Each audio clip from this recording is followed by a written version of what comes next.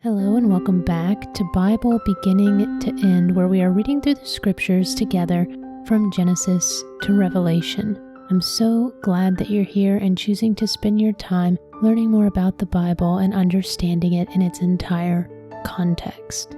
For this episode, I am using the Berean Standard Bible translation, and if you want to read along, there is always a link in the description of every episode that takes you to the verses that we read through in this episode.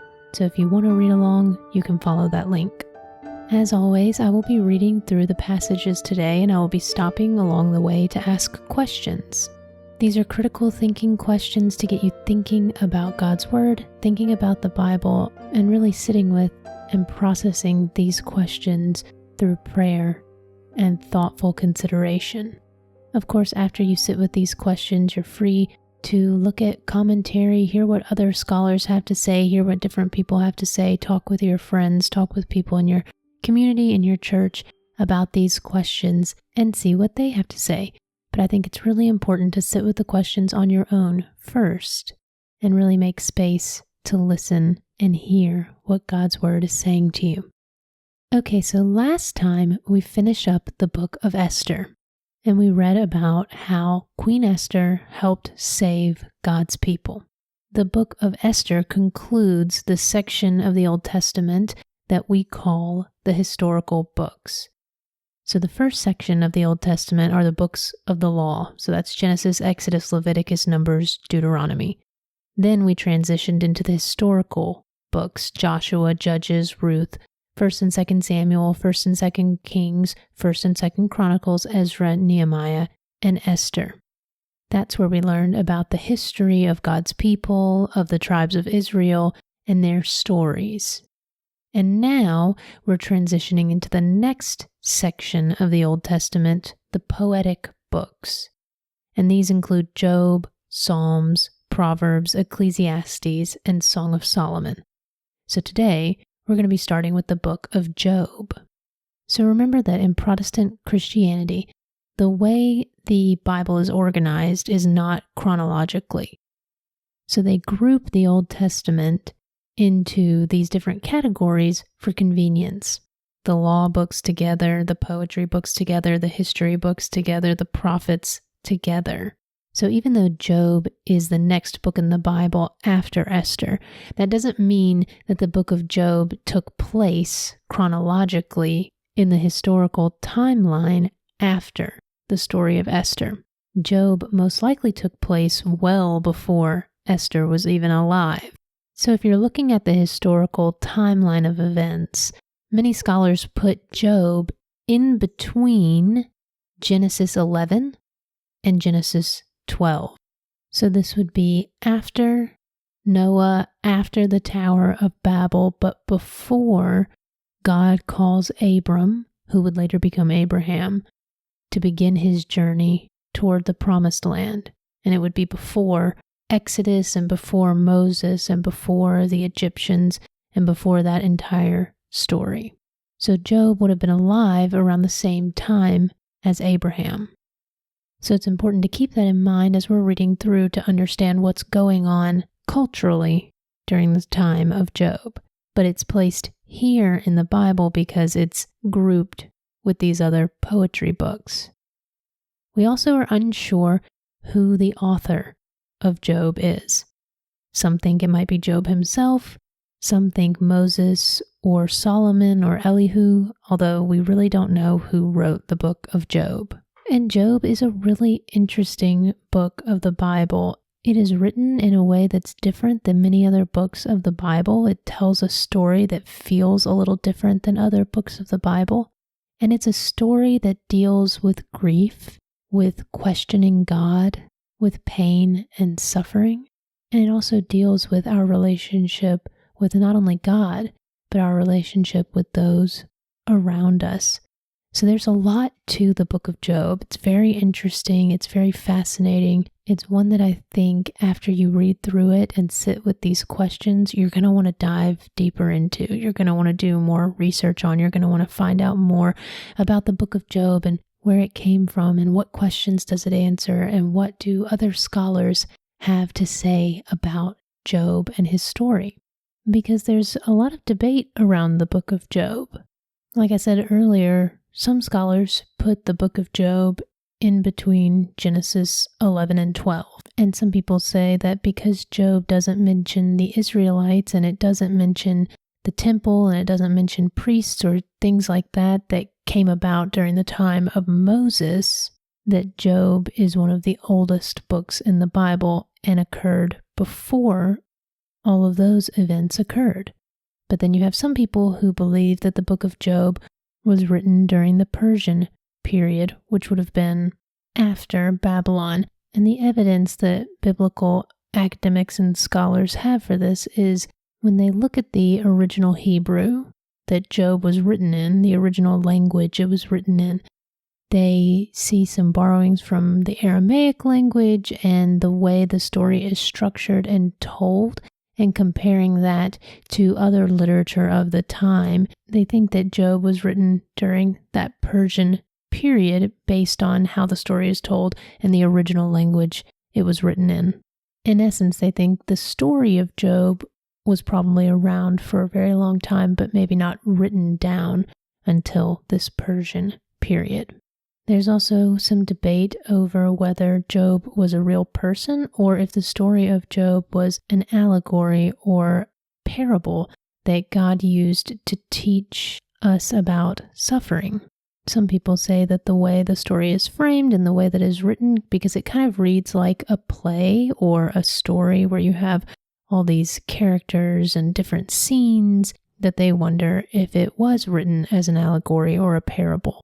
While others point to evidence throughout other parts of the Bible where Job is mentioned alongside other biblical figures, giving us some evidence that he was a real person because he's included in these lists of other real biblical historical figures. And I'm not telling you what to think one way or the other, but I think it's good to know what different scholars say and the debates that go on surrounding different books or parts of the Bible so that you have this understanding, and that if you agree with one viewpoint or one side, you have your evidence and your understanding to back it up. And if you disagree with one side, you have an understanding of what the other side has to say. And maybe this is a question that you've had while reading Job, and this is a starting place where you can do some research on what other people have to say about it. But the most important point is that as you're reading through this and you're having these questions, that you're starting in the right place by reading the Bible and seeing what the Bible has to say first, and then praying through these questions and seeing what God reveals to you. And another reason that I bring up some of these debates and some of these questions is because when I've read through Job, I've had some of these questions. Who is Job? Where did he come from?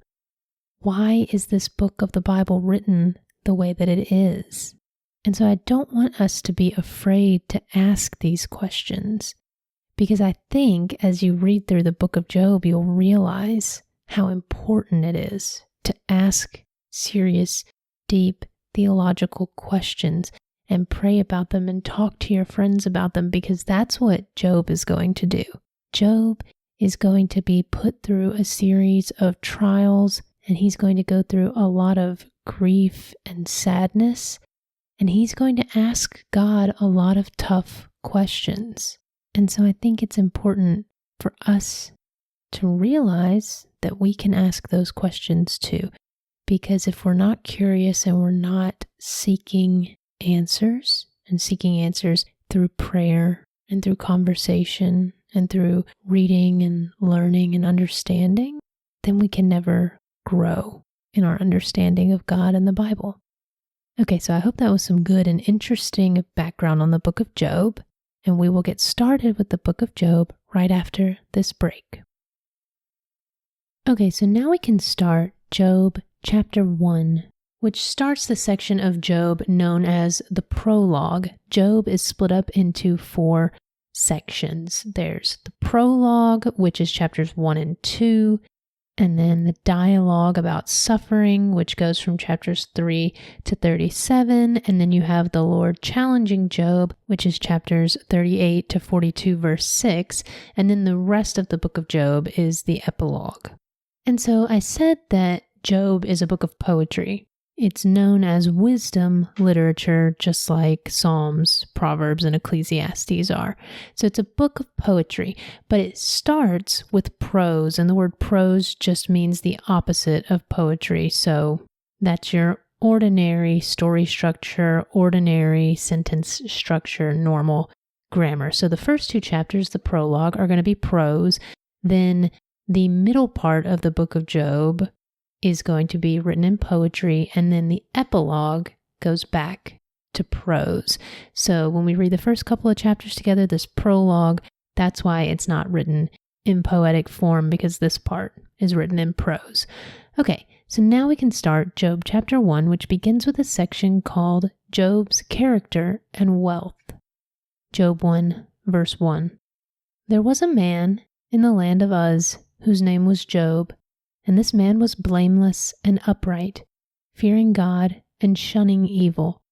He had 7 sons and 3 daughters, and he owned 7,000 sheep, 3,000 camels, 500 yoke of oxen, 500 female donkeys, and a very large number of servants.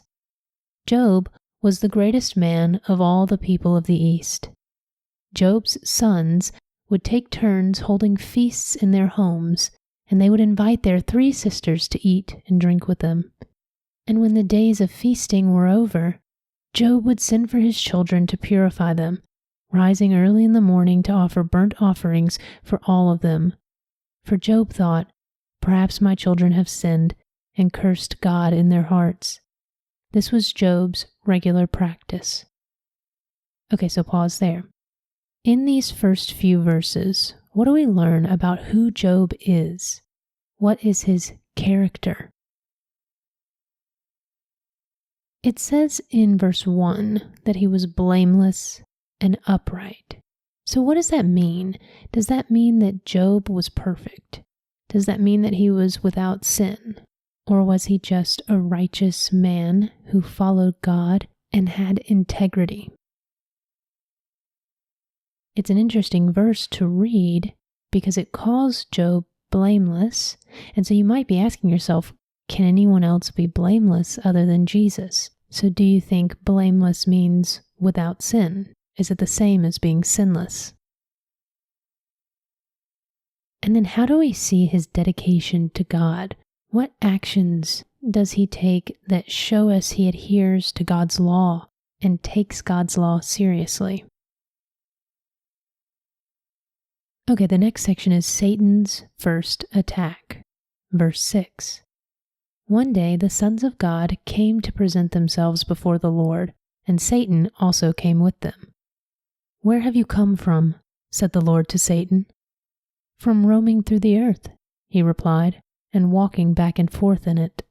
Then the Lord said to Satan, "Have you considered my servant Job? For there is no one on earth like him, a man who is blameless and upright, who fears God and shuns evil." Satan answered the Lord, "Does Job fear God for nothing? Have you not placed a hedge on every side around him and his household and all that he owns? You have blessed the work of his hands, and his possessions have increased in the land. But stretch out your hand and strike all that he has, and he will surely curse you to your face." "Very well," said the Lord to Satan, "everything he has is in your hands, but you must not lay a hand on the man himself." Then Satan went out from the presence of the Lord. Okay, so pause there at the end of that section. This is a very interesting section, and you might have a lot of questions about what's going on. We have this scene where we see God in heaven, and we have the sons of God, or as other translations call it, the heavenly court, come to present themselves before the Lord. So who are the sons of God? What is this heavenly court, and what is its purpose? And then it says that Satan also came with them. So who is this Satan? Is this the same being as the serpent in Eden? Is this the same being that will tempt Jesus in the New Testament? In this scene, is God giving Satan permission to test us? I do want to give a little background here and a little information about the original Hebrew, because part of being a scholar of the Bible and understanding the Bible is understanding the words that were written in the original language the Bible was written in. So the Old Testament, the Hebrew Bible, was written in Hebrew. The New Testament was written in Greek. And we have to remember as we're reading through the Bible that the Bible was translated from those original languages into English. And there have been many different translations of the Bible. And some versions translate words differently than other versions. So I want to give a little background about the Hebrew word that is translated to be Satan in Job. So the word in Hebrew that is translated into Satan here in Job is the Hebrew word Satan. It's also spelled Satan, but it's pronounced Satan. It is a noun that means adversary. So the word adversary meaning someone who is against someone else. This word is used many times throughout the Old Testament and is not always translated into Satan with a capital S. For example, in 1 Kings 11, verse 14, the verse says, "Then the Lord raised up against Solomon an adversary, Hadad the Edomite from the royal line of Edom." In the original Hebrew, the word adversary in that verse in 1 Kings is Satan. And we see in 1 Kings that it's translated as an adversary because it's talking about Hadad, the Edomite, who is Solomon's adversary. So it's not translated in that instance as Satan with a capital S, because the word Satan means adversary. There are some instances in the Old Testament where the word Satan has ha in front of it in the original Hebrew. So ha-Satan. Ha is the article the in Hebrew. So when they add ha to the beginning of a word, it means the Satan. So they put that article in front of it. So instead of adversary or an adversary, it would be the adversary.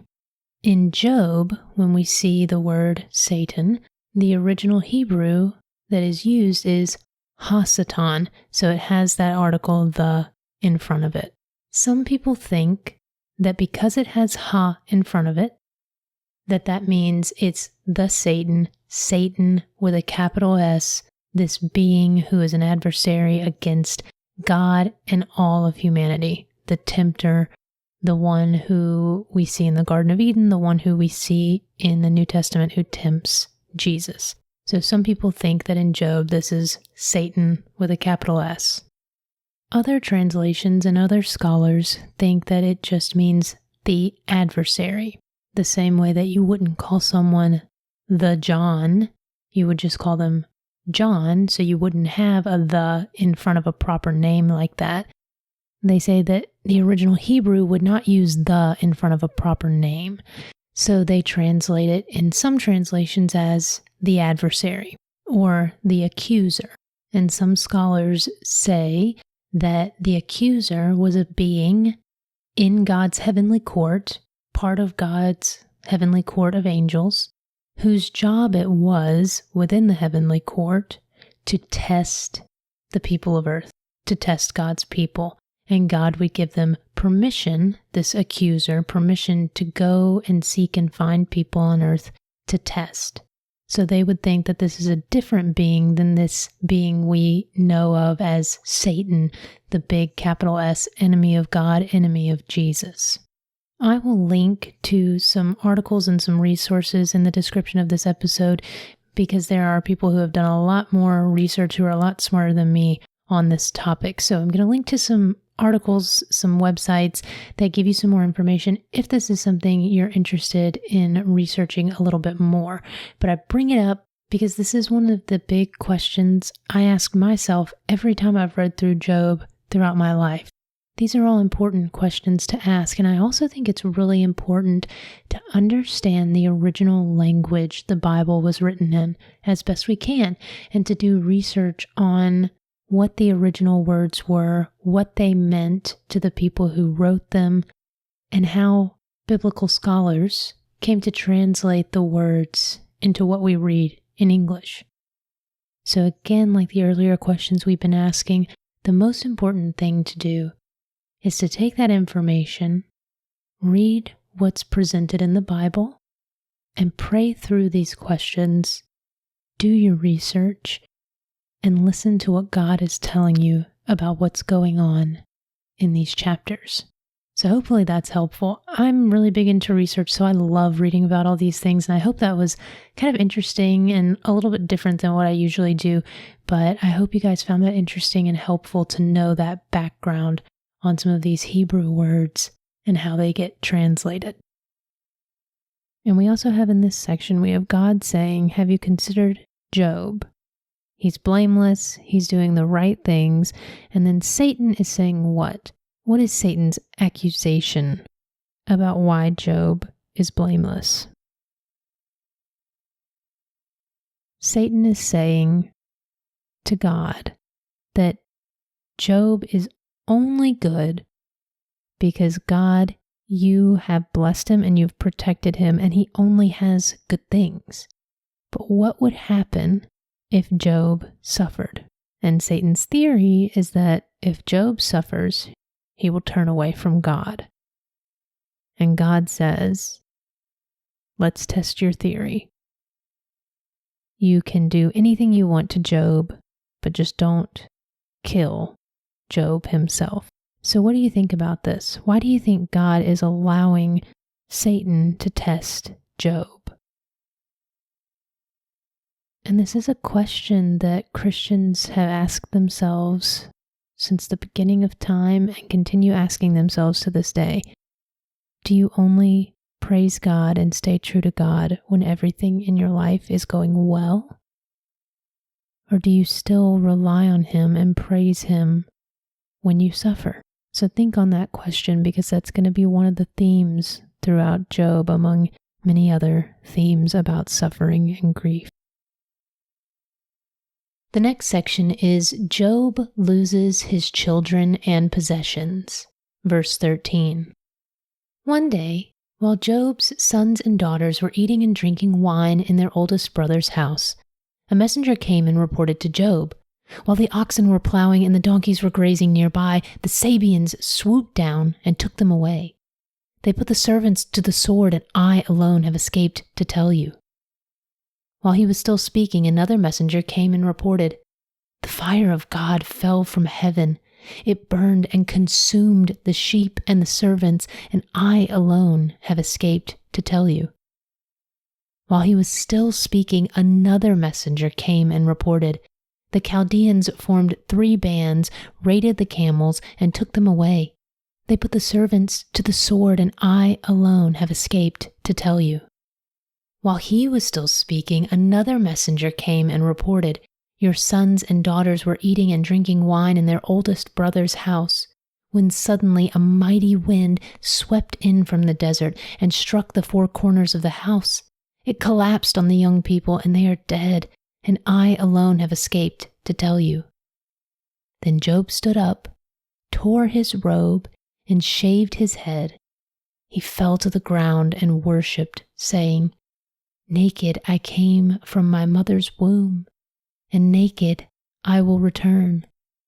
The Lord gave, and the Lord has taken away. Blessed be the name of the Lord. In all this, Job did not sin or charge God with wrongdoing. Okay, so pause there at the end of chapter 1. What all happened to Job? What tragedies struck Job? What has Job lost from his life? One of the messengers who came and spoke to Job said that the fire of God fell from heaven. What is the fire of God? What does that phrase mean? Okay, and now put yourself in Job's shoes. You've lost everything, all of your livelihood, your family, your children. How would you react to such tragedy? How does Job react to this tragedy? What does he say? How does he act? And who does he blame for this tragedy?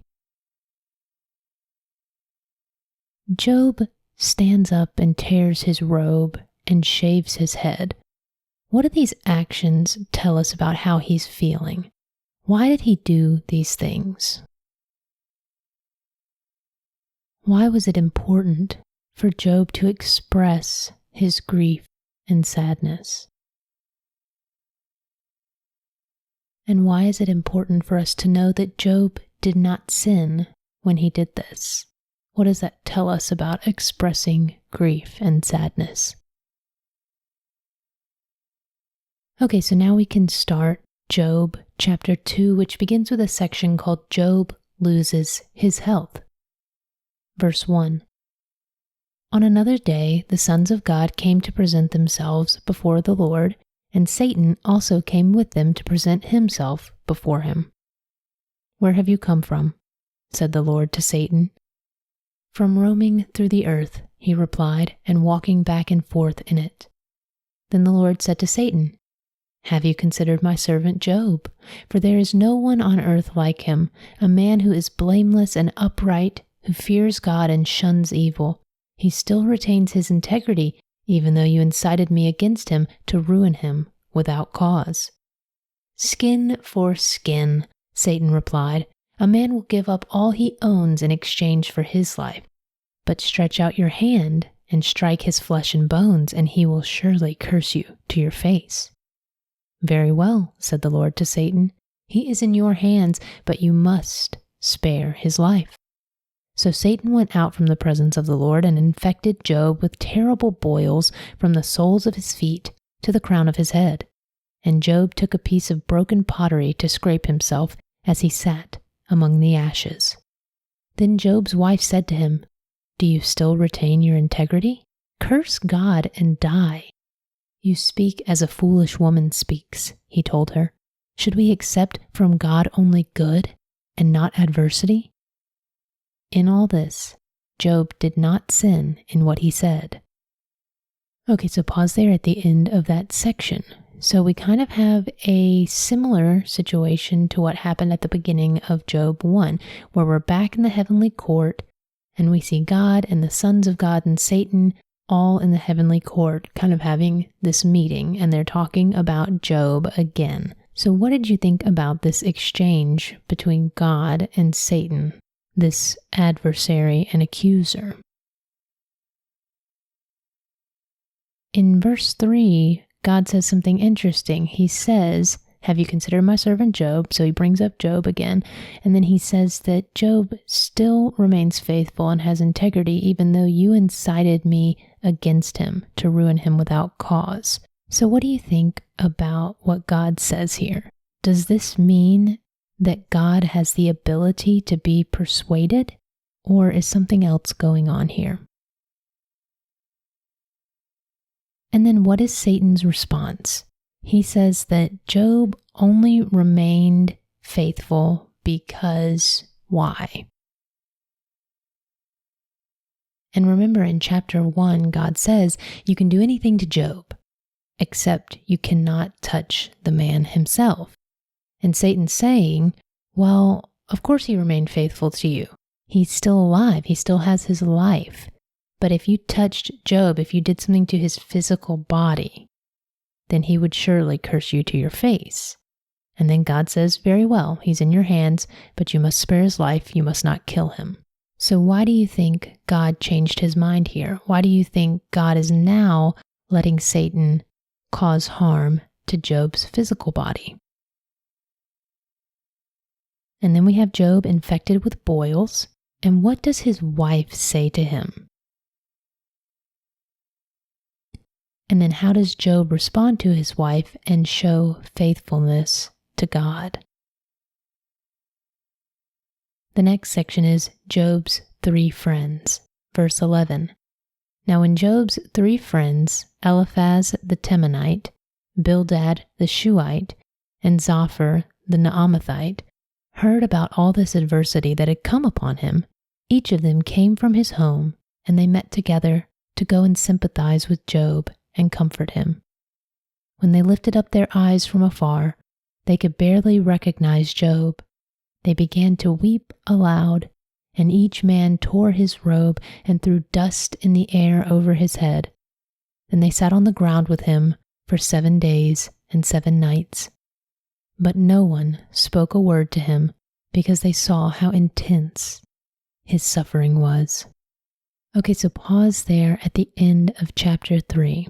So we have Job, we have his suffering, the scene has been set, we know why he's suffering, and now his 3 friends, these 3 new characters, come into the story, and they see that their friend is in deep suffering, in deep pain, in deep anguish.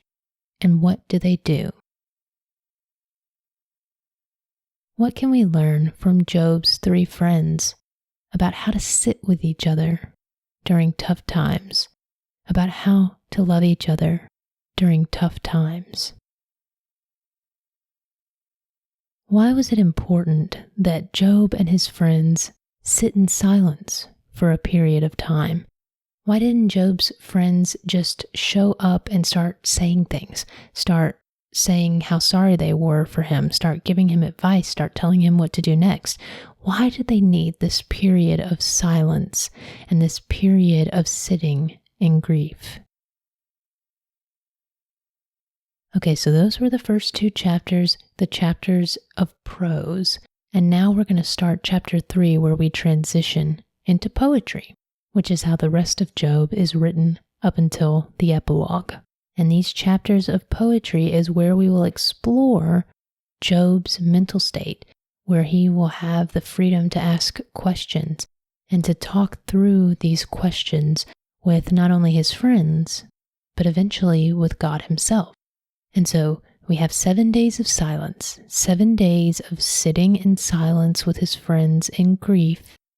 And then here we start chapter 3, where Job is going to break the silence and start talking with his friends. So Job 3, which starts with a section called Job Laments His Birth. Job 3, verse 1. After this, Job opened his mouth and cursed the day of his birth. And this is what he said: May the day of my birth perish, and the night it was said, a boy is conceived. If only that day had turned to darkness.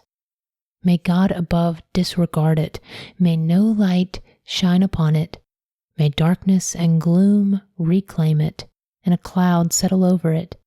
May the blackness of the day overwhelm it. If only darkness had taken that night away. May it not appear among the days of the year. May it never be entered in any of the months. Behold, may that night be barren. May no joyful voice come into it. May it be cursed by those who curse the day, those prepared to rouse Leviathan. May its morning stars grow dark. May it wait in vain for daylight. May it not see the breaking of dawn. For that night did not shut the doors of the womb, to hide the sorrow from my eyes. Why did I not perish at birth? Why did I not die as I came from the womb? Why were there knees to receive me and breasts that I should be nursed? For now I would be lying down in peace. I would be asleep and at rest, with kings and counselors of the earth who built for themselves cities now in ruins, or with princes who had gold, who filled their houses with silver. Or why was I not hidden like a stillborn child, like an infant who never sees daylight? There the wicked cease from raging, and there the weary find rest. The captives enjoy their ease. They do not hear the voice of the oppressor. Both small and great are there, and the slave is freed from his master. Why is light given to the miserable, and life to the bitter of soul who long for death that does not come, and search for it like hidden treasure, who rejoice and greatly exult when they can find the grave. Why is life given to a man whose way is hidden, whom God has hedged in? I sigh when food is put before me, and my groans pour out like water. For the thing I feared has overtaken me, and what I dreaded has befallen me. I am not at ease or quiet. I have no rest, for trouble has come. Okay, so pause there at the end of chapter 3. This is what Job has said to break the silence of 7 days of sitting in grief. Why do you think Job wishes he was never born? And then in the middle section, he's saying, why wasn't I born dead? If I was dead, I would be at peace. Why does Job think that death would be better than what he's going through now? What is he longing for in death? And then he kind of asks these questions in the last section of, why give me life at all? Why give life to those who are suffering? What is the point of living if you're in such pain? So why do you think Job is asking this question? And how do you think his friends are going to respond to it? Okay, so now we can start Job chapter 4, where Job's friend Eliphaz is going to respond to what Job said in chapter 3. So Job chapter 4, which begins with a section called Eliphaz, the innocent prosper. Chapter 4, verse 1. Then Eliphaz the Temanite replied, If one ventures a word with you, will you be wearied? Yet who can keep from speaking? Surely you have instructed many and have strengthened their feeble hands. Your words have steadied those who stumbled. You have braced the knees that were buckling. But now trouble has come upon you, and you are weary. It strikes you, and you are dismayed. Is your reverence not your confidence, and the uprightness of your ways your hope? Okay, so pause there. What is Eliphaz saying about Job in that first section? How has Job comforted other people when they have gone through suffering? And how does that compare to how Job is treating himself and reacting to his own suffering? Verse 7. Consider now, I plead. Who, being innocent, has ever perished? Or where have the upright been destroyed? As I have observed, those who plow iniquity and those who sow trouble reap the same. By the breath of God they perish, and by the blast of his anger they are consumed. The lion may roar, and the fierce lion may growl, yet the teeth of the young lions are broken. The old lion perishes for lack of prey, and the cubs of the lioness are scattered. Now a word came to me secretly. My ears caught a whisper of it. In disquieting visions in the night, when deep sleep falls on men, fear and trembling came over me and made all my bones shudder. Then a spirit glided past my face, and the hair on my body bristled. It stood still, but I could not discern its appearance. A form loomed before my eyes, and I heard a whispering voice. Can a mortal be more righteous than God, or a man more pure than his Maker? If God puts no trust in his servants, and he charges his angels with error, how much more those who dwell in houses of clay, whose foundations are in the dust, who can be crushed like a moth. They are smashed to pieces from dawn to dusk. Unnoticed, they perish forever. Are not their tent cords pulled up so that they die without wisdom? Okay, so pause there at the end of chapter 4. What reason is Eliphaz giving for Job's suffering? He's trying to explain why he thinks Job is suffering and what reason does he give. He's insinuating that righteous men would never suffer, but that sinners are punished. And so what he's basically saying to Job is, you claim to have done nothing wrong, but you must have done something wrong, or else you wouldn't be suffering like this. So do you agree with what Eliphaz says? Do you agree with his reason for why Job is suffering? And while he's speaking, Eliphaz claims that he was given a revelation from God, and that he also learned from his personal experience that suffering is a direct result of sin. So do we believe what Eliphaz says? Do we think that he really had a revelation from God? Because sometimes we have false prophets in the Bible, and sometimes we have real prophets in the Bible, and people who have claimed to hear from God and are lying, and people who have claimed to hear from God and are telling the truth. So what do you think is going on here? Do we trust Eliphaz and what he says? Okay, so now we can start Job chapter 5, where Eliphaz continues talking, and it starts with a section called Eliphaz Continues. God blesses those who seek him. Job 5 verse 1. Call out if you please, but who will answer? To which of the holy ones will you turn?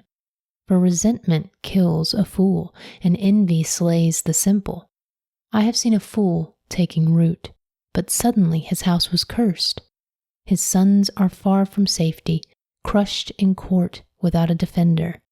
The hungry consume his harvest, taking it even from the thorns, and the thirsty pant after his wealth.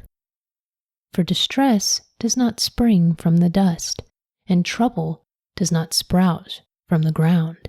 Yet man is born to trouble, as surely as sparks fly upward.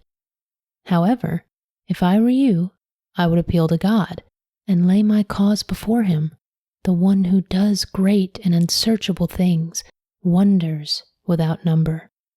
He gives rain to the earth and sends water upon the fields. He sets the lowly on high, so that mourners are lifted to safety. He thwarts the schemes of the crafty, so that their hands find no success. He catches the wise in their craftiness and sweeps away the plans of the cunning. They encounter darkness by day and grope at noon as in the night. He saves the needy from the sword in their mouth and from the clutches of the powerful, so the poor have hope, and injustice shuts its mouth.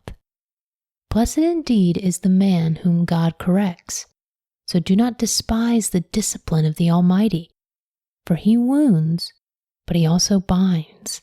He strikes, but his hands also heal. He will rescue you from 6 calamities. No harm will touch you in 7. In famine, he will redeem you from death, and in battle, from the stroke of the sword. You will be hidden from the scourge of the tongue, and will not fear havoc when it comes.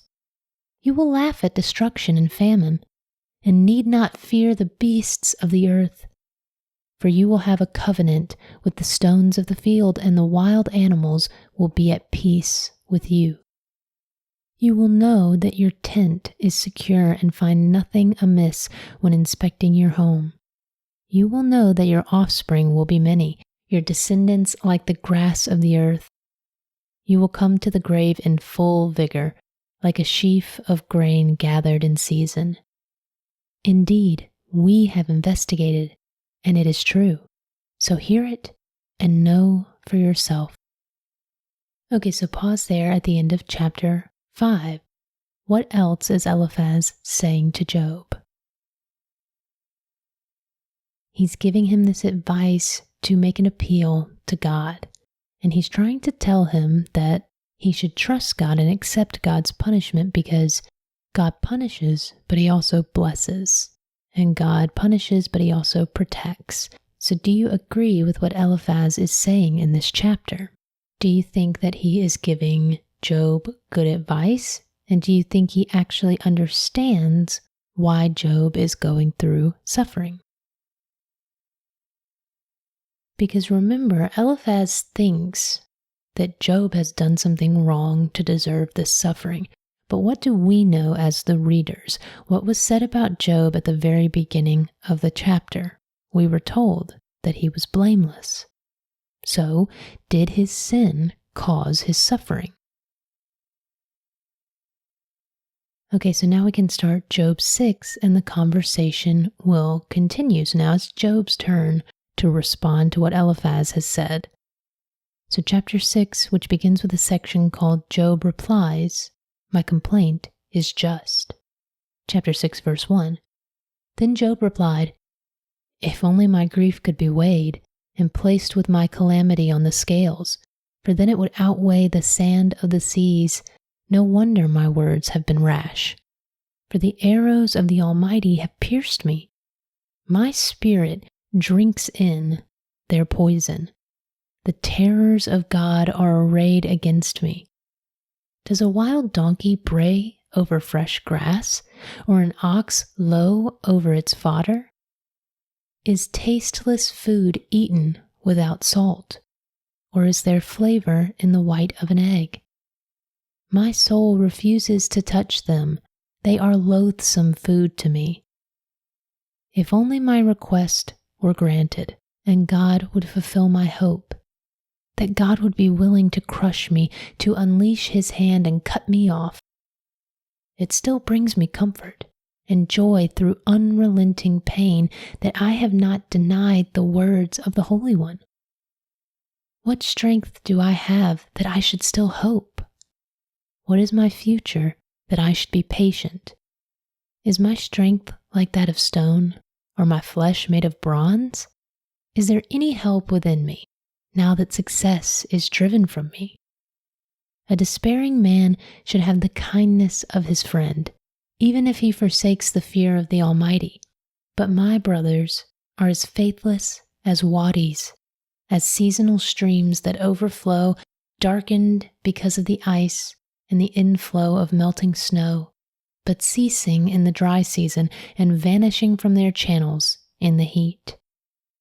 Caravans turn aside from their routes. They go into the wasteland and perish. The caravans of Tema look for water. The travelers of Sheba hope to find it. They are confounded because they had hoped. Their arrival brings disappointment. For now, you are of no help. You see terror and you are afraid.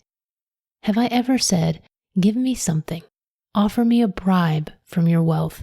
Deliver me from the hand of the enemy. Redeem me from the grasp of the ruthless. Teach me, and I will be silent. Help me understand how I have erred. How painful are honest words. But what does your argument prove? Do you intend to correct my words and treat as wind my cry of despair? You would even cast lots for an orphan and barter away your friend. But now, please look at me. Would I lie to your face? Reconsider. Do not be unjust. Reconsider, for my righteousness is at stake. Is there iniquity on my tongue? Can my mouth not discern malice? Okay, so pause there. How does Job respond to his friends? What does he think about what they've said? He's asking his friends, don't I have a right to complain? And he's agonizing over the fact that God won't grant this request to deliver him from his suffering. And then he pushes back against his friends for accusing him of doing something wrong.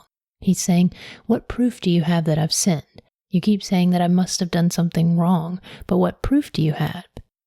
So is Job justified in what he said so far? Okay, so now we can start Job chapter 7, where Job is continuing to respond to his friends. And it starts with a section called Job Continues.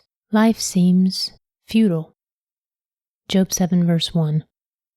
Is not man consigned to labor on earth? Are not his days like those of a hired hand? Like a slave, he longs for shade. Like a hireling, he waits for his wages. So I am allotted months of futility, and nights of misery are appointed me. When I lie down, I think, when will I get up? But the night drags on, and I toss and turn until dawn. My flesh is clothed with worms and encrusted with dirt. My skin is cracked and festering. My days are swifter than a weaver's shuttle. They come to an end without hope. Okay, so pause there at the end of that section.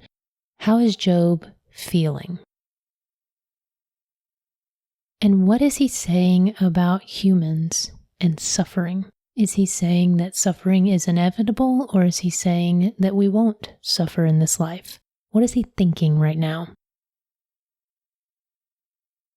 Verse 7. Remember that my life is but a breath. My eyes will never again see happiness. The eye that beholds me will no longer see me. You will look for me, but I will be no more. As a cloud vanishes and is gone, so he who goes down to Sheol does not come back up. He never returns to his house. His place remembers him no more. Okay, so pause there. Why does Job think that his life is but a breath? Does he think that he's about to die? Does he think that life is fleeting?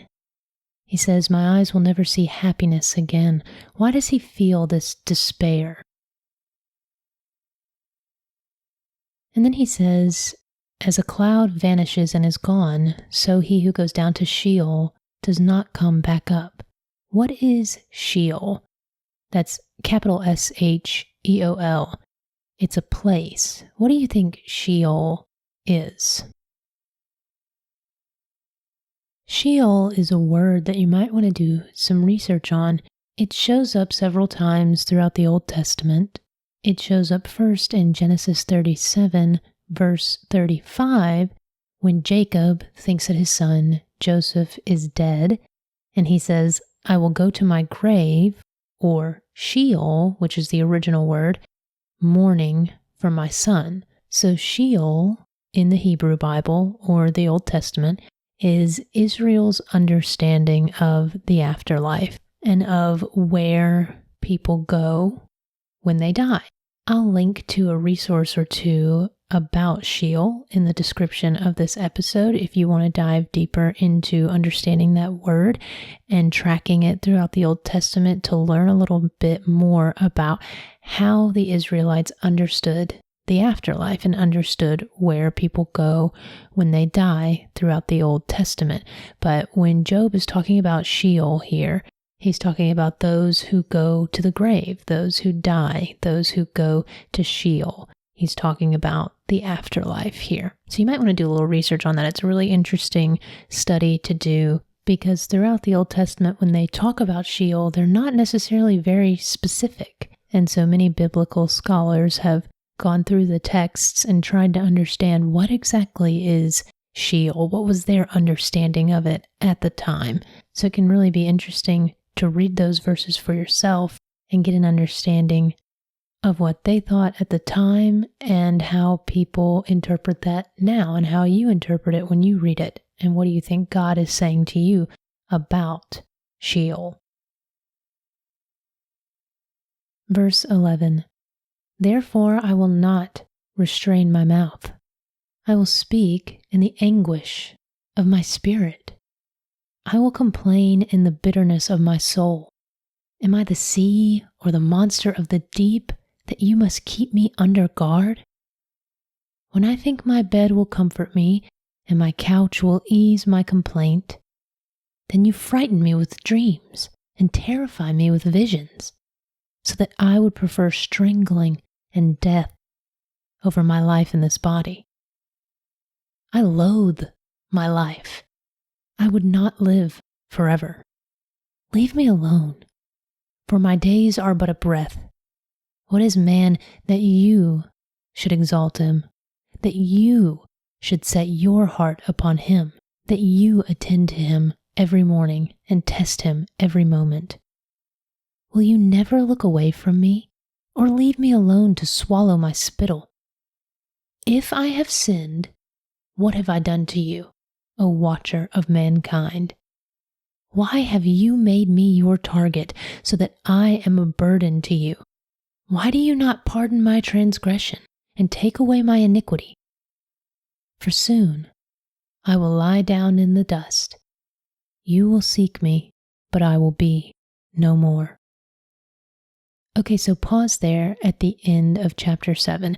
Who is Job talking to in this last section? Who is the you that he keeps talking to? This is kind of a turning point where he's not talking to his friends anymore. He's talking to God directly. And what is he saying to God? What is he questioning God about? What is he asking God?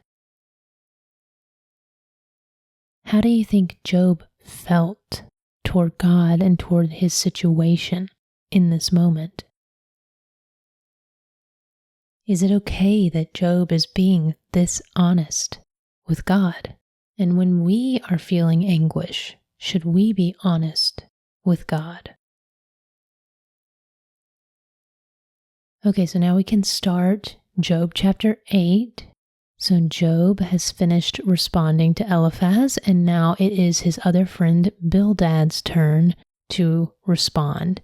So Job 8 starts with a section called Bildad. Job should repent. Job 8 verse 1. Then Bildad the Shuhite replied, "How long will you go on saying such things? The words of your mouth are a blustering wind. Does God pervert justice? Does the Almighty pervert what is right? When your children sinned against him, he gave them over to their rebellion.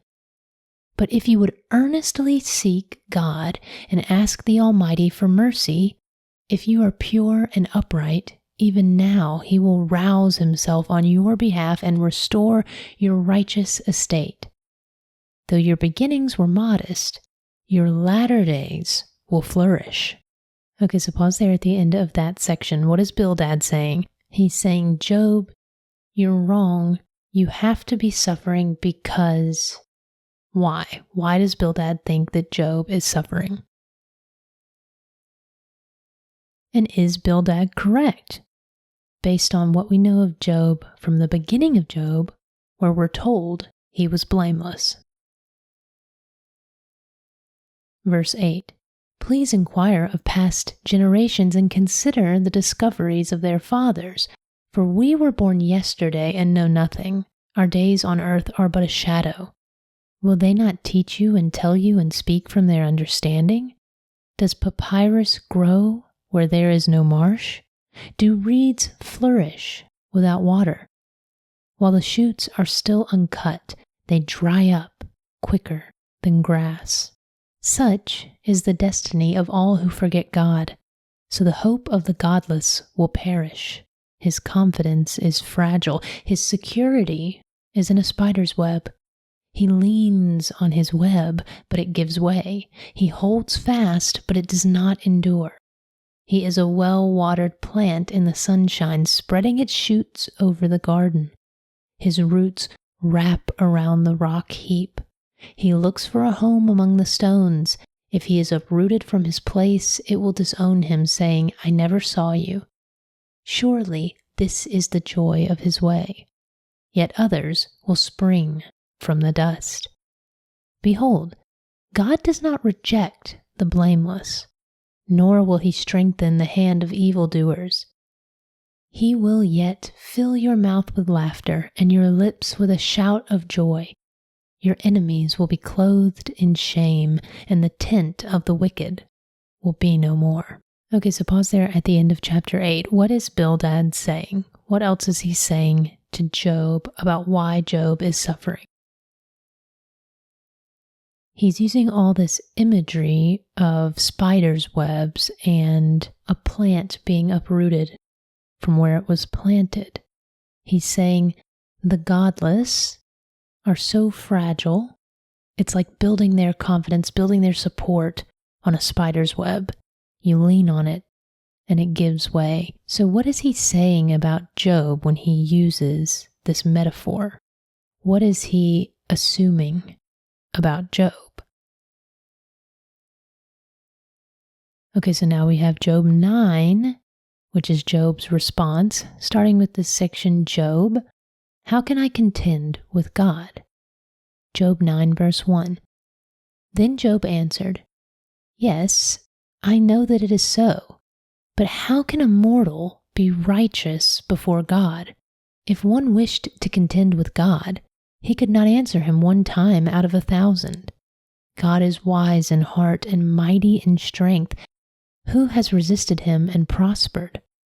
He moves mountains with their knowledge and overturns them in his anger. He shakes the earth from its place so that its foundations tremble.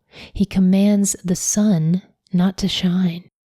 He seals off the stars. He alone stretches out the heavens and treads on the waves of the sea. He is the maker of the Bear and Orion, of the Pleiades and the constellations of the south. He does great things beyond searching out, and wonders without number. Were he to pass by me, I would not see him. Were he to move, I would not recognize him. If he takes away, who can stop him? Who dares to ask him, what are you doing? God does not restrain his anger.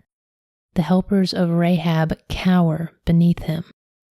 How then can I answer him, or choose my arguments against him? For even if I were right, I could not answer. I could only beg my judge for mercy. If I summoned him and he answered me, I do not believe he would listen to my voice, for he would crush me with a tempest and multiply my wounds without cause. He does not let me catch my breath, but overwhelms me with bitterness. If it is a matter of strength, he is indeed mighty. If it is a matter of justice, who can summon him? Even if I were righteous, my mouth would condemn me. If I were blameless, it would declare me guilty. Though I am blameless, I have no concern for myself. I despise my own life. It is all the same, and so I say, he destroys both the blameless and the wicked. When the scourge brings sudden death, he mocks the despair of the innocent. The earth is given into the hand of the wicked. He blindfolds its judges. If it is not he, then who is it? Okay, so pause there. At the beginning of this chapter, Job answers Bildad, and he first says, yes, I know that is so, but how can a mortal man be righteous before God? So what did Bildad say that was obvious to Job? What did Bildad say that was true, maybe about wickedness or what happens to wicked people and good people? What did Bildad say that was so obvious to Job?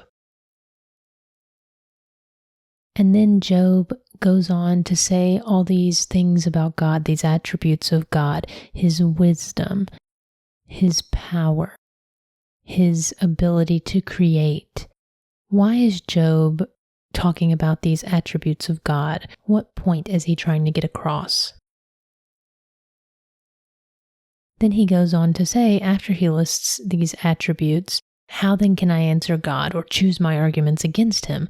How could I even argue with God? For even if I was right, I could not answer him. I could only beg him for mercy. So what does this tell you about Job's understanding of God and God's relationship to Job and God's relationship to man? Why does he feel unworthy to argue with God, even if he thinks or even if he knows he's right? And then in verses 21 to 24, Job makes a statement again. He says, no, I am blameless. He says, though I am blameless, I still despise my own life. And he comes to this conclusion that God destroys both the blameless and the wicked. He has this idea that once we're on earth, God just kind of blindfolds the judges, and both the wicked and the innocent are punished. And he says, because If it's not God, then who is doing it? So why do you think Job's asking this question, and do you think he's right? Verse 25. My days are swifter than a runner. They flee without seeing good. They sweep by like boats of papyrus, like an eagle swooping down on its prey.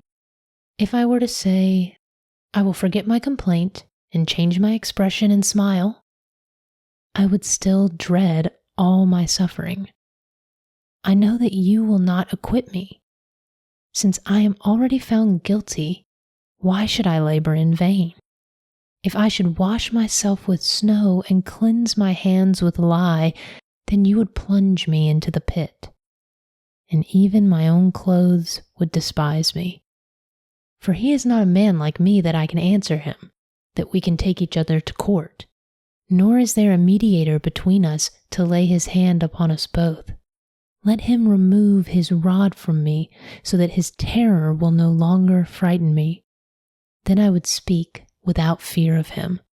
But as it is, I am on my own.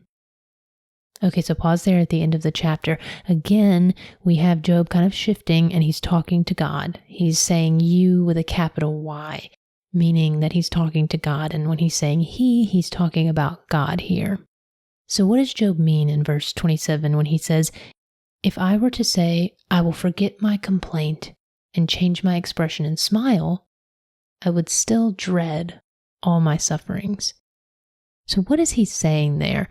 If he just acted like he was happy, why would he still dread all of his suffering? And what does he mean he's already been found guilty? A couple verses later he says, since I'm already found guilty, why should I labor in vain? Why does he think he's already been found guilty? Is it because he thinks he's actually done something wrong, or because he sees his suffering as some sort of punishment or condemnation or a form of a sentence, like from that of a judge? And then he has this thought that even if he cleansed himself, that God would still throw him into the pit. Why does he think this? And then towards the end of this chapter, he says, there is no mediator between us. There is no way for me to talk to God. He's not a man like me. I can't take him to court. I don't have this mediator. So, this is the Old Testament. Jesus hasn't come yet. But when Jesus does come in the New Testament, is he going to become this type of mediator between us and God?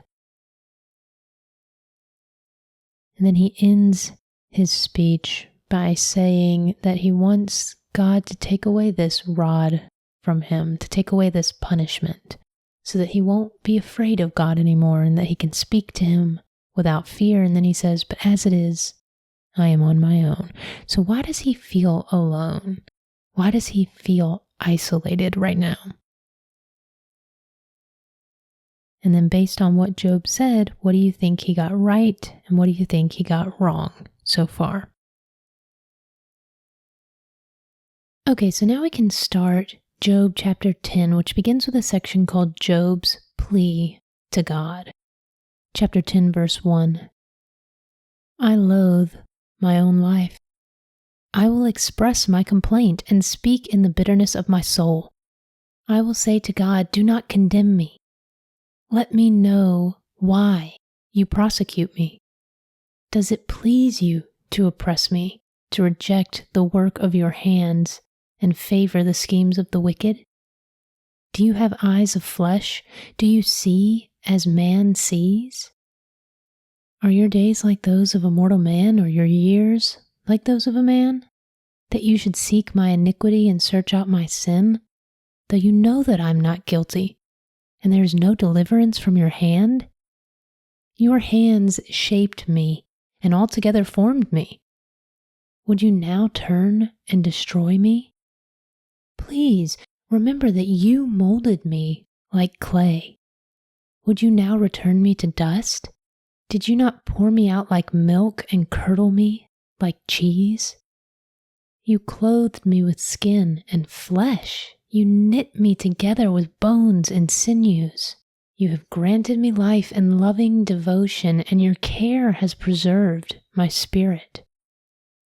Yet you concealed these things in your heart, and I know that this was in your mind. If I sinned, you would take note and would not acquit me of my iniquity. If I am guilty, woe to me. And even if I am righteous, I cannot lift my head. I am full of shame and aware of my affliction. Should I hold my head high, you would hunt me like a lion and again display your power against me. You produce new witnesses against me and multiply your anger toward me. Hardships assault me in wave after wave. Why then did you bring me from the womb? Oh, that I had died and no eye had seen me. If only I had never come to be, but had been carried from the womb to the grave. Are my days not few?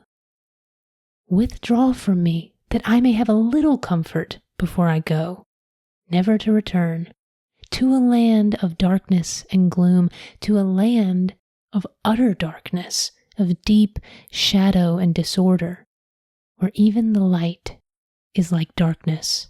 Okay, so pause there at the end of chapter 10. So Job is pleading with God, and what are the questions he's asking God?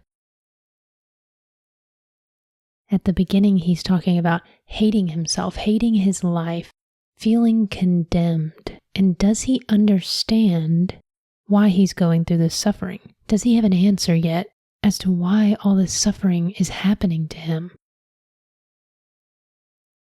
And then in the second section, he's saying, God, you're the one who made me.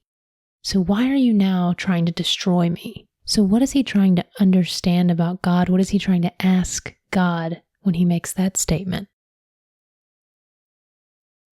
And then he says in the third section, if I'm guilty, woe to me. And even if I'm righteous, I cannot lift my head. I am full of shame and aware of my affliction. So what is he wrestling with there? What is he wrestling with? And he's talking about, well, if I'm guilty in suffering, then this is how I feel. But if I'm righteous in suffering, then this is how I feel. What is he trying to wrestle with when he's bringing up these points? And then he ends with this question of, well, God, why did you even allow me to be born? Why did you even bring me into this earth if you knew that I was going to suffer like this? So why is he asking this question?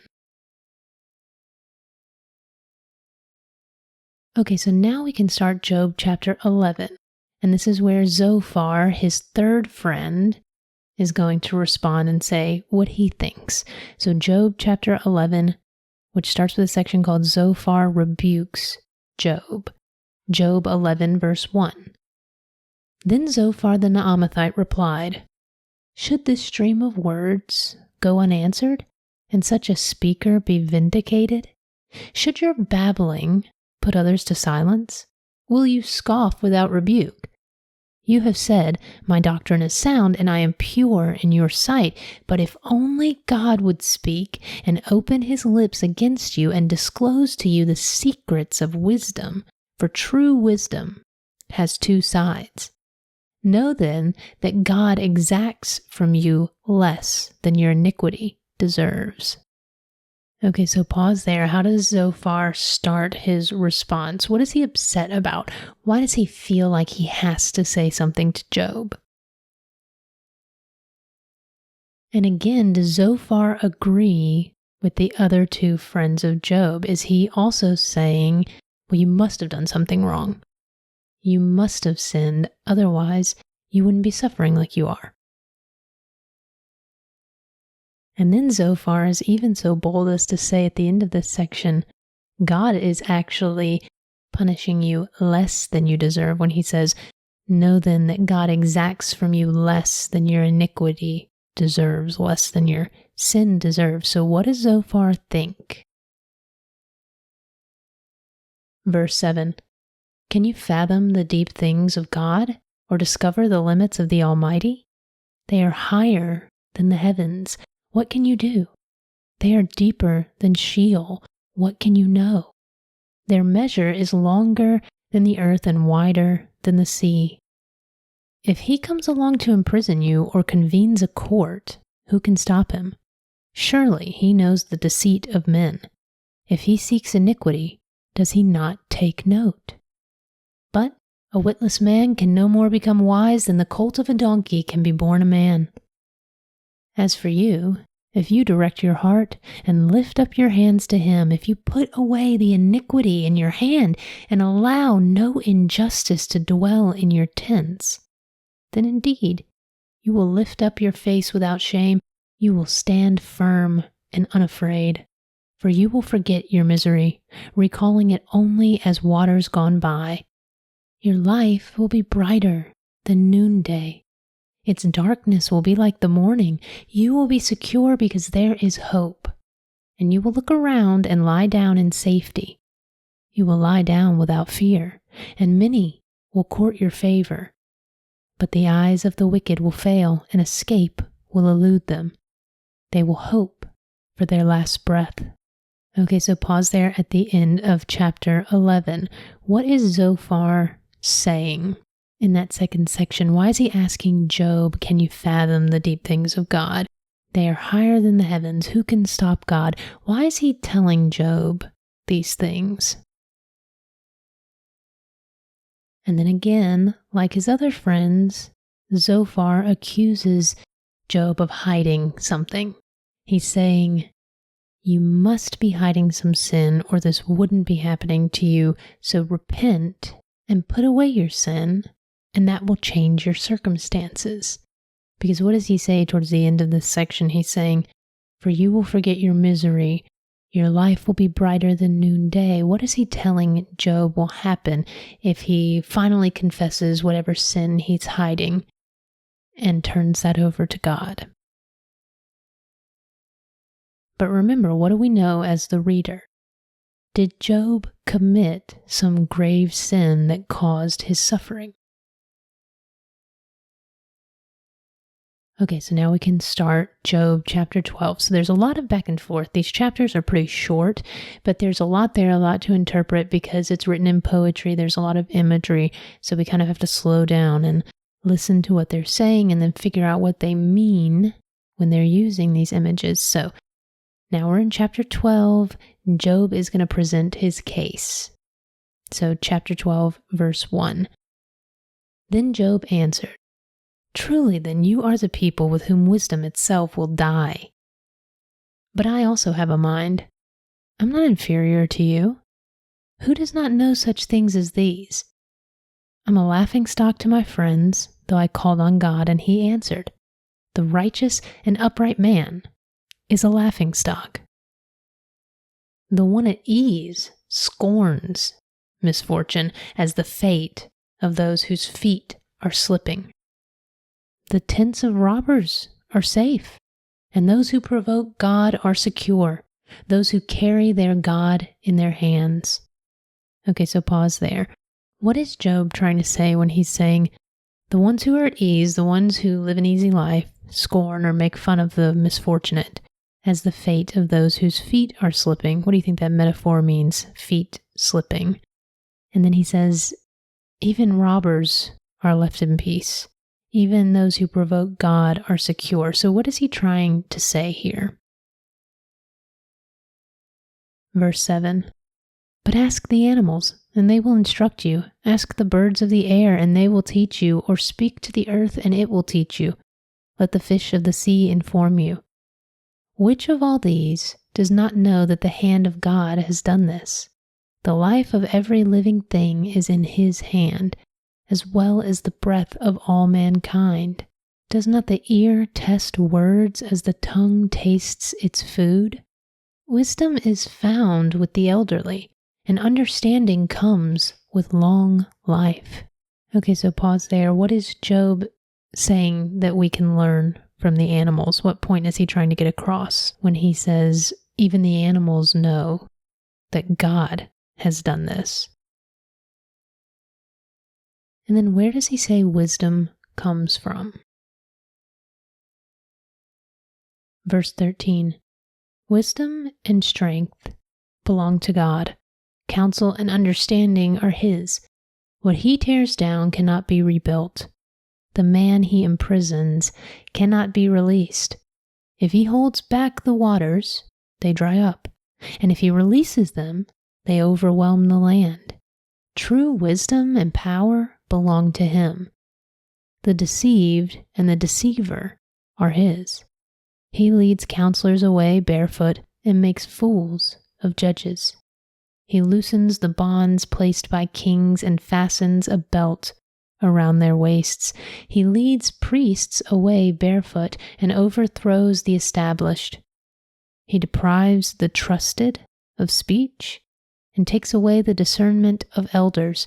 He pours out contempt on nobles and disarms the mighty. He reveals the deep things of darkness and brings deep shadows into light.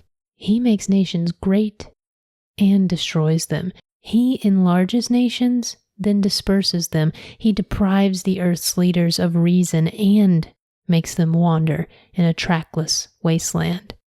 They grope in the darkness without light. He makes them stagger like drunkards.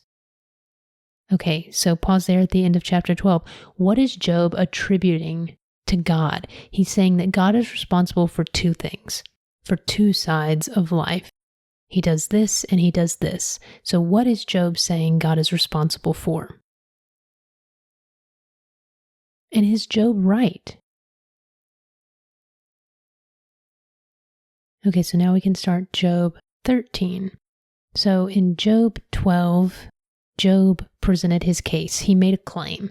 So what claim did he make about God? What claim did he make about his suffering in chapter 12? It's important to know because in chapter 13, he's going to prepare and argue his case. So he made a claim, and now he's going to give his evidence as to why he thinks his claim is correct. So Job 13, which begins with a section called Job Prepares His Case, 13 verse 1. Indeed, my eyes have seen all this. My ears have heard and understood. What you know, I also know. I'm not inferior to you. Yet I desire to speak to the Almighty and argue my case before God. You, however, smear with lies. You are all worthless physicians. If only you would remain silent, for that would be your wisdom. Hear now my argument and listen to the plea of my lips. Will you speak wickedly on God's behalf or speak deceitfully for Him? Would you show Him partiality or argue in His defense? Would it be well when He examined you? Could you deceive Him like a man? Surely He would rebuke you if you secretly showed partiality. Would His majesty not terrify you? Would the dread of Him not fall upon you? Your maxims are proverbs of ashes. Your defenses are defenses of clay. Be silent, and I will speak. Then let come to me what may. Why do I put myself at risk and take my life into my own hands? Though He slay me, I will hope in Him. I will still defend my ways to His face. Moreover, this will be my salvation, for no godless man can appear before Him. Listen carefully to my words. Let my declaration ring in your ears. Behold now that I have prepared my case. I know that I will be vindicated. Can anyone indict me? If so, I will be silent and die. Okay, so pause there. In that first section of chapter 13, he's talking to his friends, and what are his critiques? What are his criticisms of what his friends have been saying? What does he say about their wisdom, and what does he say about their reasoning and the reasons that they gave Job for why he's suffering? And then he's saying that he's going to argue his case, and he is sure he will be vindicated. Why is Job so sure that he will be vindicated? Okay, now verse 20, where we're shifting and Job is talking to God now, and so he's asking God to give him these couple of things. So verse 20, only grant these two things to me, so that I need not hide from you. Withdraw your hand from me and do not let your terror frighten me. Then call me and I will answer, or let me speak, and you can reply. How many are my iniquities and sins? Reveal to me my transgression and sin. Why do you hide your face and consider me as your enemy? Would you frighten a wind-blown leaf? Would you chase after dry chaff?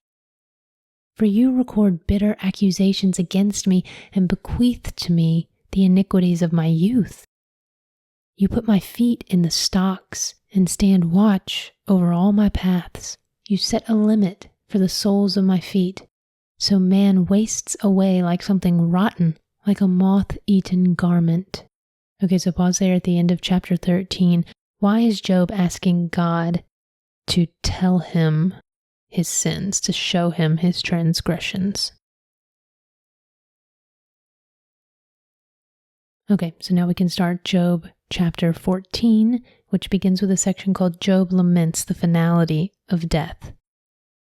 Job 14, verse 1, where he's still talking to God. Man who is born of woman is short of days and full of trouble. Like a flower, he comes forth, then withers away. Like a fleeting shadow, he does not endure. Do you open your eyes to one like this? Will you bring him into judgment before you? Who can bring out clean from unclean? No one. Since his days are determined and the number of his months is with you, and since you have set limits that he cannot exceed, look away from him and let him rest, so he can enjoy his days as a hired hand. For there is hope for a tree. If it is cut down, it will sprout again, and its tender shoots will not fail. If its roots grow old in the ground and its stump dies in the soil, at the scent of water it will bud and put forth twigs like a sapling. But a man dies and is laid low. He breathes his last, and where is he? As water disappears from the sea, and a river becomes parched and dry, so a man lies down and does not rise until the heavens are no more. He will not be awakened or roused from sleep. Okay, so pause there at the end of that section. Job is talking about how frail life is and how limited our days are on earth. And he says, God, you know how many days we have. And he says to God, since you know, look away from man and let him rest so that he can enjoy his days. What does he mean by this? What is Job saying? And then Job uses this metaphor of a tree, and he says, if a tree is cut down, it will sprout again. But what does he say about man? When man dies, what does Job say happens to them? And what point is he trying to make? Verse 13. If only you would hide me in Sheol and conceal me until your anger has passed. If only you would appoint a time for me and then remember me. When a man dies, will he live again? All the days of my hard service I will wait until my renewal comes. You will call and I will answer. You will desire the work of your hands. For then you would count my steps, but would not keep track of my sin. My transgression would be sealed in a bag, and you would cover my iniquity. But as a mountain erodes and crumbles, and a rock is dislodged from its place, as water wears away the stones and torrents wash away the soil, so you destroy a man's hope. You forever overpower him, and he passes on. You change his countenance and send him away. If his sons receive honor, he does not know it. If they are brought low, he is unaware. He feels only the pain of his own body and mourns only for himself. Okay, so pause there at the end of chapter 14. Why is Job saying that he wished God would hide him in Sheol in this afterlife? Why is he wishing that God would hide him with the dead and then bring him back to life later? Do we see Job having any signs of hope in this passage. And then how do you think Job feels at the end of this chapter when he's talking about mountains eroding and crumbling and God destroying a man's hope and overpowering them? What do you think he's trying to say, and how does he feel?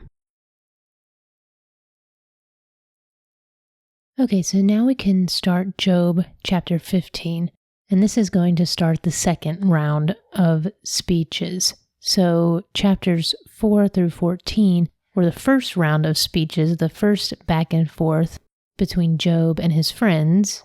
And now that round of conversation has come to an end, and we're going to have another round of conversation between Job and his friends. So this is where that second round starts. Okay, so Job chapter 15, which begins with a section called Eliphaz, Job does not fear God. Chapter 15, verse 1. Then Eliphaz the Temanite replied, "Does a wise man answer with empty counsel, or fill his belly with hot east wind? Should he argue with useless words or speeches that serve no purpose? But you even undermine the fear of God and hinder meditation before him. For your iniquity instructs your mouth, and you choose the language of the crafty. Your own mouth, not mine, condemns you. Your own lips testify against you." Okay, so pause there. What is Eliphaz accusing Job of? He's critiquing what Job has been saying, and he disagrees with what Job has said. But what reason does he give? He says, this is why you speak this way. Why does Eliphaz think that Job is saying what he's saying? Verse 7. Were you the first man ever born? Were you brought forth before the hills? Do you listen in on the counsel of God, or limit wisdom to yourself? What do you know that we do not? What do you understand that is not clear to us? Both the gray-haired and the aged are on our side, men much older than your father. Are the consolations of God not enough for you, even words spoken gently to you? Why has your heart carried you away, and why do your eyes flash as you turn your spirit against God and pour such words from your mouth? What is man that he should be pure, or one born of woman that he should be righteous? If God puts no trust in his holy ones, if even the heavens are not pure in his eyes, how much less man, who is vile and corrupt, who drinks injustice like water? Listen to me, and I will inform you. I will describe what I have seen, what was declared by wise men, and was not concealed from their fathers, to whom alone the land was given, when no foreigner passed among them. A wicked man writhes in pain all his days. Only a few years are reserved for the ruthless. Sounds of terror fill his ears. In his prosperity, the destroyer attacks him. He despairs of his return from darkness. He is marked for the sword. He wanders about as food for vultures. He knows the day of darkness is at hand. Distress and anguish terrify him, overwhelming him like a king poised to attack. For he has stretched out his hand against God and has vaunted himself against the Almighty, rushing headlong at him with a thick, studded shield. Though his face is covered with fat, and his waistline bulges with flesh, he will dwell in ruined cities, in abandoned houses destined to become rubble. He will no longer be rich. His wealth will not endure. His possessions will not overspread the land. He will not escape the darkness. The flame will wither his shoots, and the breath of God's mouth will carry him away. Let him not deceive himself with trust and emptiness, for emptiness will be his reward. It will be paid in full before his time, and his branch will not flourish. He will be like a vine stripped of its unripe grapes, like an olive tree that sheds its blossoms. For the company of the godless will be barren, and fire will consume the tents of bribery. They conceive trouble and give birth to evil. Their womb is pregnant with deceit. Okay, so pause there at the end of chapter 15. How does Eliphaz feel about what he is saying? Is he confident, or is he unsure about his beliefs and ideas? Does he say anything different than he did the first time, or is he reiterating his points from earlier? Job and his friends are each making their own case for why Job is suffering, and they're trying to convince each other that they are correct. So, do you see any truth in what Eliphaz has been saying? And on the flip side, do you see anything in what he's saying that's wrong? Okay, so now we can start chapter 16. It's Job's turn to respond, and this starts with a section called Job Decries His Comforters. 16 verse 1. Then Job answered, I have heard many things like these. Miserable comforters are you all. Is there no end to your long-winded speeches? What provokes you to continue testifying? I could also speak like you if you were in my place. I could heap words against you and shake my head at you, but I would encourage you with my mouth, and the consolation of my lips would bring relief. Even if I speak, my pain is not relieved, and if I hold back, how will it go away? Surely he has now exhausted me. You have devastated all my family. You have bound me up, and it has become a witness. My frailty rises up and testifies against me. His anger has torn me and opposed me. He gnashes his teeth at me.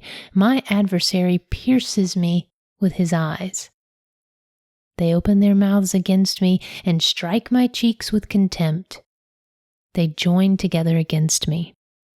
God has delivered me to unjust men. He has thrown me to the clutches of the wicked. I was at ease, but he shattered me. He seized me by the neck and crushed me. He has set me up as his target. His archers surround me. He pierces my kidneys without mercy and spills my gall on the ground. He breaks me with wound upon wound. He rushes me like a mighty warrior. I have sewn sackcloth over my skin. I have buried my horn in the dust. My face is red with weeping, and deep shadows ring my eyes. Yet my hands are free of violence, and my prayer is pure. O earth, do not cover my blood. May my cry for help never be laid to rest.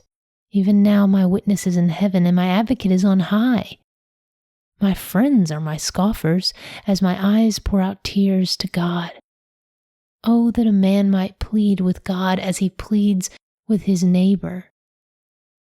For when only a few years are past, I will go the way of no return.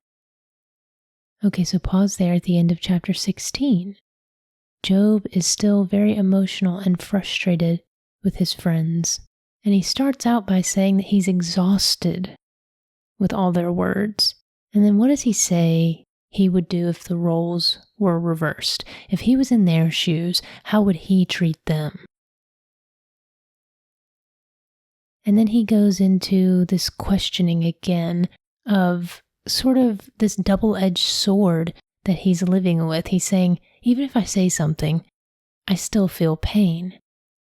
But if he doesn't say anything, his pain won't go away either. So what is he supposed to do? And then he cries out to God and he talks about how he feels. He feels like God is targeting him.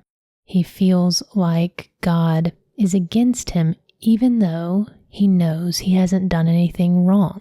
He says, my hands are free of violence. But then towards the end of the chapter, he says, "Even now my witness is in heaven and my advocate is on high. Oh, that a man might plead with God as he pleads with his neighbor." So what does Job want? What is he desiring when he talks about desiring an advocate in heaven? And do you think it's okay for Job to talk about God this way? To share his honest feelings aloud with his friends, and to share his feelings aloud with God about how he's feeling about this situation? Okay, so now we can start Job chapter 17, which begins with a section called Job Prepares for Death. 17 verse 1. My spirit is broken. My days are extinguished. The grave awaits me. Surely mockers surround me, and my eyes must gaze at their rebellion. Give me, I pray, the pledge you demand. Who else will be my guarantor? You have closed their minds to understanding. Therefore you will not exalt them. If a man denounces his friend for a price, the eyes of his child will fail. He has made me a byword among the people, a man in whose face they spit. My eyes have grown dim with grief, and my whole body is but a shadow. The upright are appalled at this, and the innocent are stirred against the godless. Yet a righteous one holds to his way, and the one with clean hands grows stronger. But come back and try again, all of you, for I will not find a wise man among you. My days have passed, my plans are broken off, even the desires of my heart. They have turned night into day, making light seem near in the face of darkness. If I look for Sheol as my home, if I spread out my bed in darkness and say to corruption, you are my father, and to the worm, my mother or my sister, where then is my hope? Who can see any hope for me? Will it go to the gates of Sheol? Will we go down together in the dust? Okay, so pause there at the end of chapter 17. Why does Job think he's going to die? Why does he see that as his fate, as something that's going to happen soon? This chapter starts out with Job telling us how he feels. His spirit's broken, and all of his friends are mocking him. Why does he feel like they're mocking him?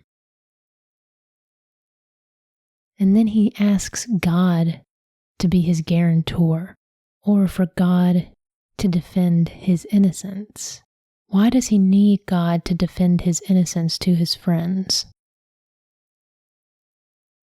And then towards the end, we see Job really lose hope that things are going to get better. Why do you think he's lost hope? And do you think he will gain his hope back? Okay, so now we can start Job chapter 18, where it is Bildad's turn to respond. So this starts with a section called Bildad, God punishes the wicked. Verse 1. Then Bildad the Shuhite replied, How long until you end these speeches? Show some sense, then we can talk. Why are we regarded as cattle, as stupid in your sight?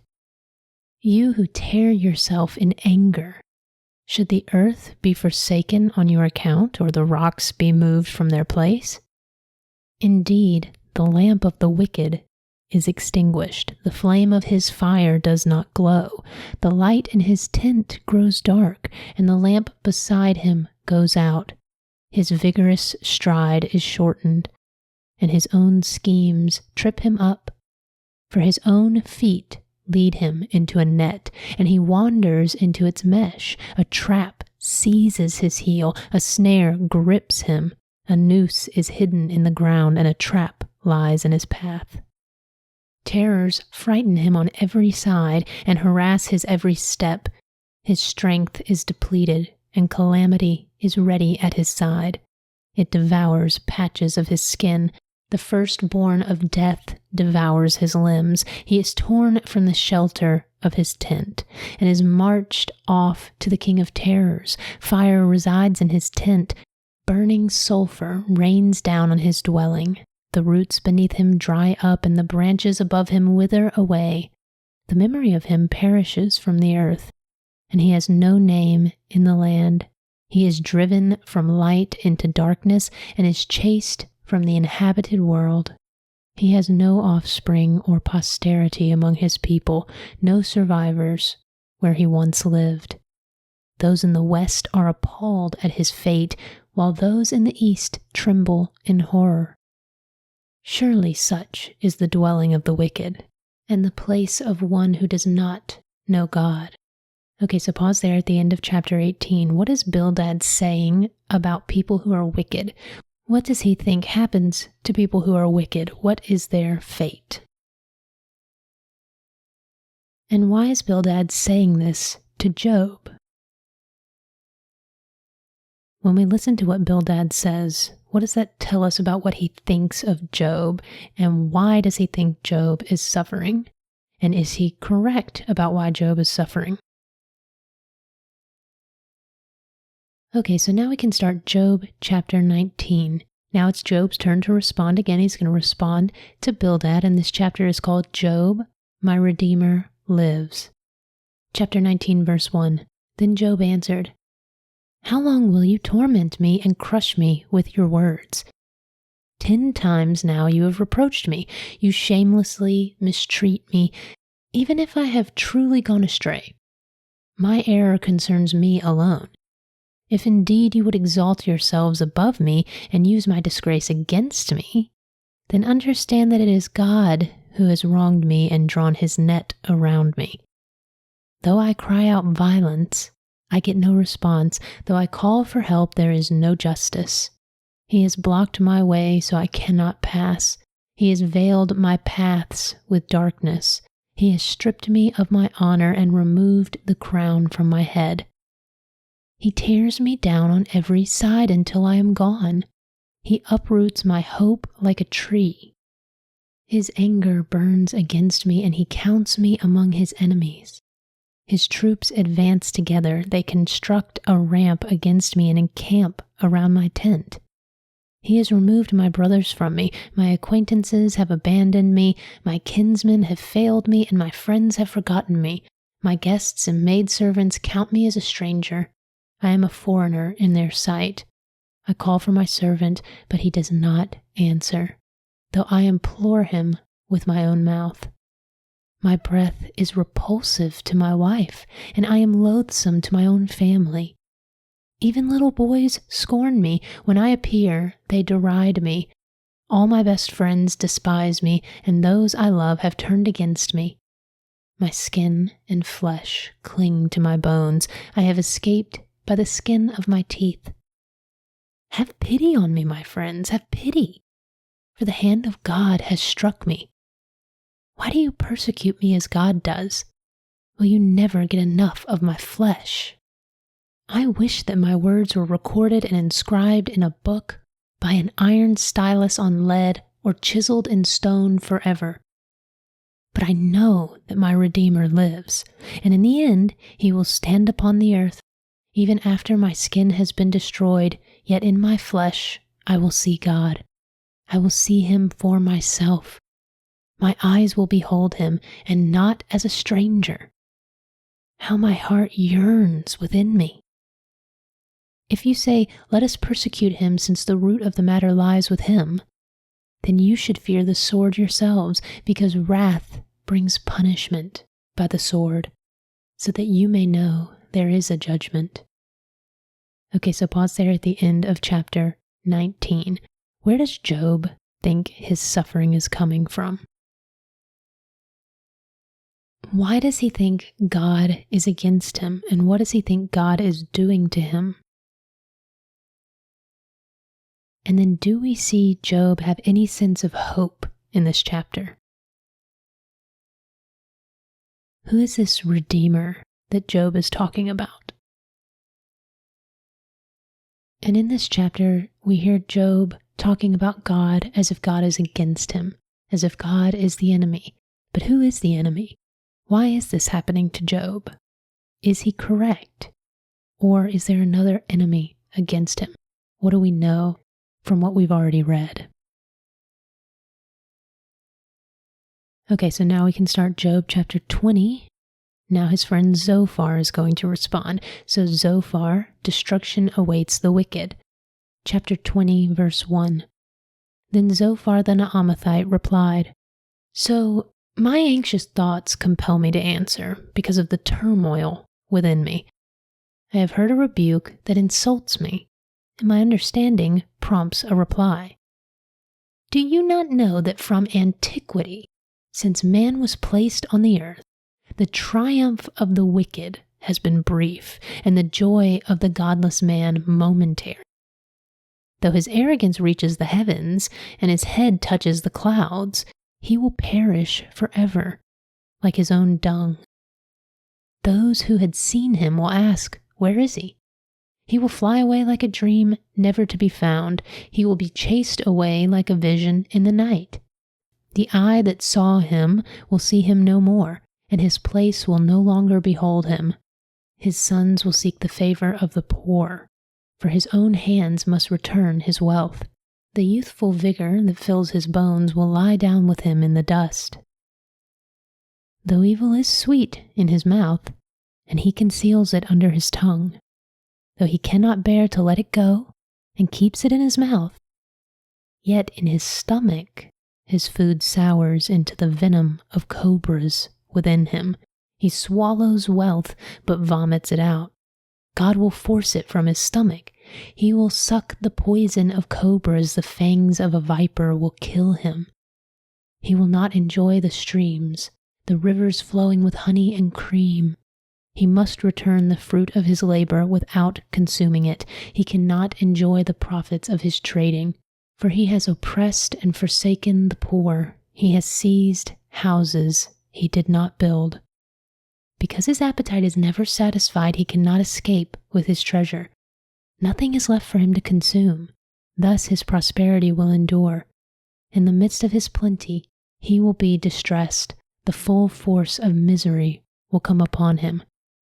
When he has filled his stomach, God will vent his fury upon him, raining it down on him as he eats.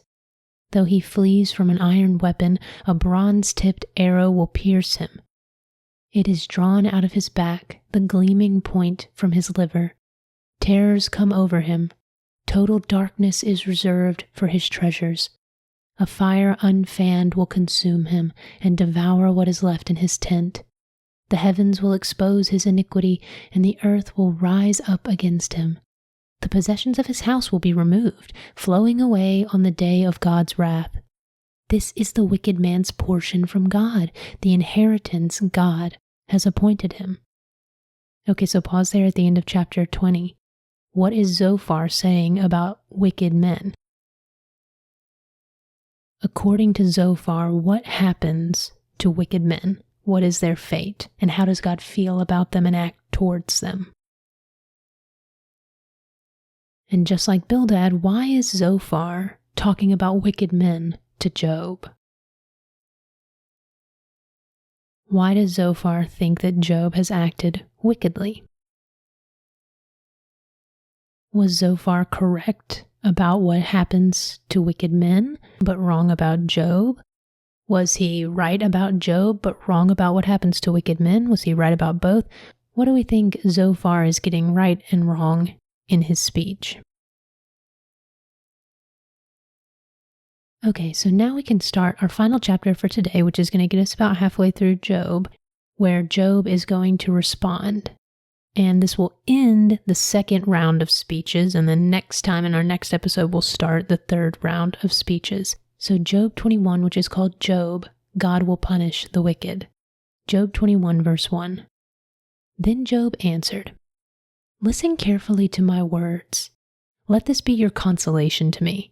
Bear with me while I speak, then after I have spoken, you may go on mocking. Is my complaint against a man? Then why should I not be impatient? Look at me and be appalled. Put your hand over your mouth. When I remember, terror takes hold, and my body trembles in horror. Why do the wicked live on, growing old and increasing in power? Their descendants are established around them, and their offspring before their eyes. Their homes are safer from fear. No rod of punishment from God is upon them. Their bulls breed without fail. Their cows bear calves and do not miscarry. They send forth their little ones like a flock. Their children skip about, singing to the tambourine and lyre, and making merry at the sound of the flute. They spend their days in prosperity and go down to Sheol in peace. Yet they say to God, "Leave us alone, for we have no desire to know your ways. Who is the Almighty that we should serve him, and what would we gain if we pray to him?" Still, their prosperity is not in their own hands, so I stay far from the counsel of the wicked. Okay, so pause there. At the end of that section, what is Job saying about the wicked? What is he saying happens to wicked people on earth? And why does Job think that the wicked prosper on earth? What's going on in his life that's making him compare himself to the ways of the wicked? And then at the end of that section, he says, still, their prosperity is not in their own hands, so I stay far away from the counsel of the wicked. So why does Job say, even though they prosper on earth, I still stay far away from their counsel, from what they say? Verse 17. How often is the lamp of the wicked put out? Does disaster come upon them? Does God in his anger apportion destruction? Are they like straw before the wind, like chaff swept away by a storm? It is said that God lays up one's punishment for his children. Let God repay the man himself so he will know it. Let his eyes see his own destruction. Let him drink for himself the wrath of the Almighty. For what does he care about his household after him when the number of his months run out? Can anyone teach knowledge to God, since he judges those on high? One man dies full of vigor, completely secure and at ease. His body is well nourished and his bones are rich with marrow. Yet another man dies in the bitterness of his soul, having never tasted prosperity. But together they lie down in the dust, and worms cover them both. Okay, so pause there at the end of that section. What is Job saying when he's comparing these two men and then saying, but at the end of their lives, they both die and are covered in dust? What is Job thinking about right here? Verse 27. Behold, I know your thoughts full well, the schemes by which you would wrong me. For you say, where now is the nobleman's house, and where are the tents in which the wicked dwell? Have you never asked those who travel the roads? Do you not accept their reports? Indeed, the evil man is spared from the day of calamity, delivered from the day of wrath. Who denounces his behavior to his face? Who repays him for what he has done? He is carried to the grave, and watch is kept over his tomb. The clods of the valley are sweet to him, everyone follows behind him, and those before him are without number. So how can you comfort me with empty words? For your answers remain full of falsehood. Okay, so pause there at the end of chapter 21. What did Job think about what his friends were saying? Did he agree with them or did he disagree with them? And so far, what do you think about what Job has been saying? Do you agree with Job? Do you agree with his friends? Do you think some of what Job has said is right and some of what his friends have said is right? Is it a mix? So who are you siding with? What do you think the real answer is going to be? Okay, so thank you so much for listening to this episode. I really hope that you enjoyed it. I hope you're enjoying reading through Job. It's one of my favorite books of the Bible. I find it very interesting, and it gives you a lot to think about, a lot of really deep questions about suffering and where it comes from and why we suffer even when we're faithful to God, why we suffer even when we feel like we're doing the right thing. Why do we still experience suffering? So these are important questions to ask, to pray about, to think about. and I hope that you will continue thinking about them until the next episode where we'll finish Job and see what God has to say about all of these questions. So thank you for listening, and I'll talk to you in the next one.